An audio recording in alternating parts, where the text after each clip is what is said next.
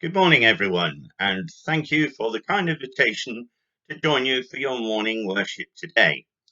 I'm Father Jeremy Hellier. I'm the Mission to Seafarers chaplain in the ports of Royal Portbury Dock and Avonmouth. And I'm very grateful for the kind invitation to tell you a little bit more about Mission to Seafarers. And I understand that you are supporting Mission to Seafarers this month. So, first of all, I'm dressed as I would be going about my ministry in the docks. And as you can see, the protective gear is really very important, as the dock can be quite a dangerous place. But whilst I'm talking to you, I'll remove the hat to make life a little bit easier. Mission to Seafarers was founded in the middle 1800s by a man called the Reverend Dr. John Ashley.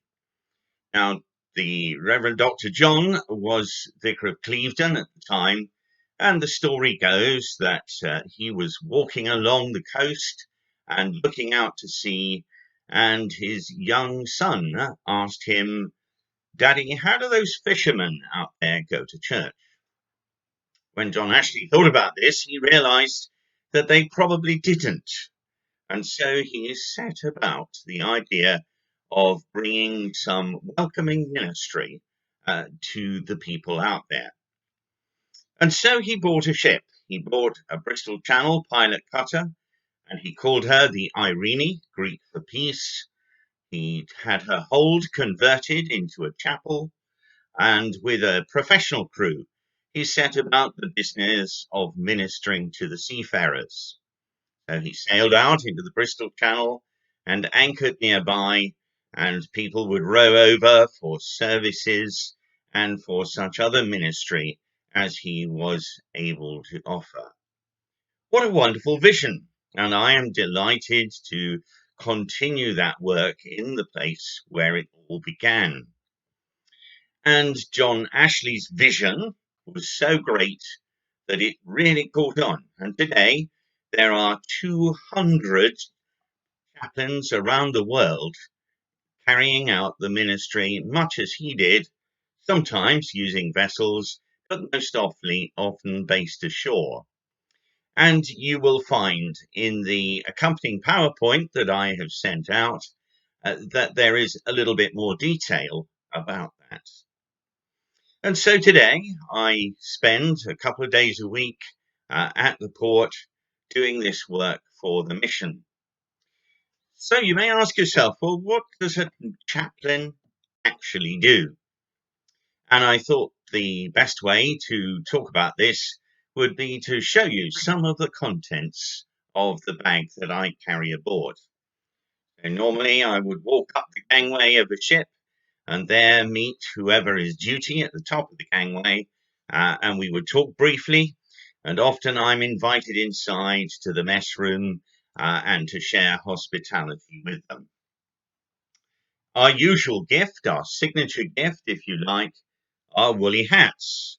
I know a good many of you knit them. Seafarers come from all over the world, and many of them have not the faintest idea of what the climate is like in Britain.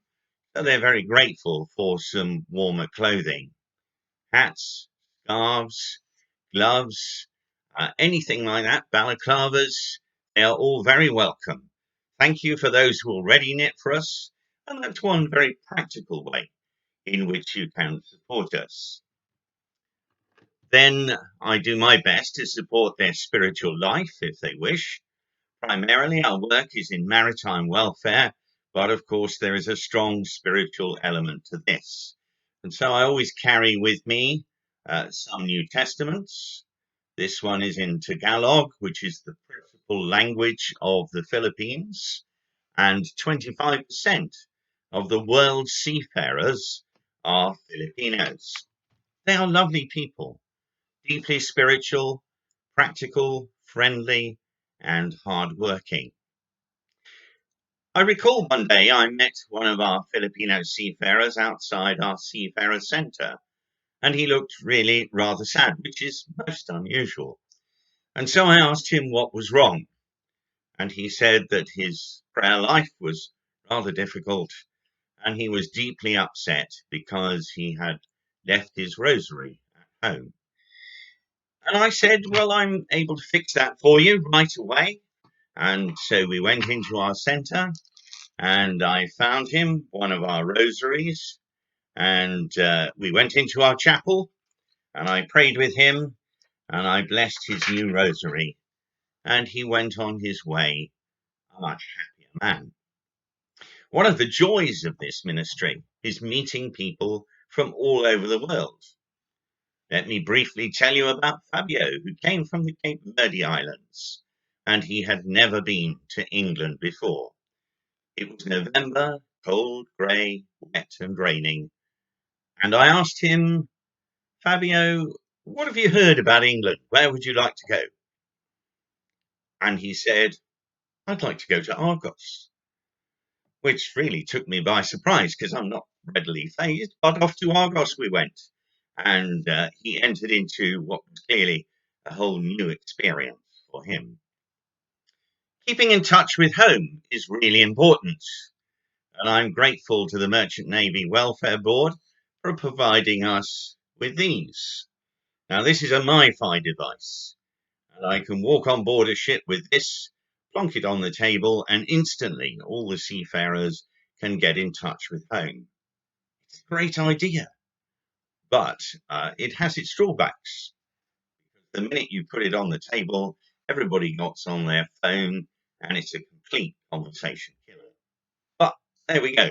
It really is important. They keep in touch with their families, especially in this most difficult of times. And then we have the mission literature, copies of The Sea, which is the Mission to Seafarers magazine, and copies of the Flying Angel News, again, our international magazine. And in better times, and when your church is open again, I shall be more than pleased to drop in some copies of this work. And we go about our business every day of the week. One or other chaplain is busy at work there. We are an ecumenical venture, so I share my ministry with the local Roman Catholic and Sailors Society chaplain, and together we form a team bringing God's love and care to those seafarers. Now, why is this important? Well, 95% of everything you use comes to you by sea, and the seafarer's life is often lonely, and at times it is very difficult. Not all ship's captains treat their crews well, and one of my real tasks is to be an advocate for the seafarer who is poorly treated. Only this week, I have spent some time wrestling with a particular shipping company over crew who have not been paid and whose contracts have been extended well beyond the acceptable period.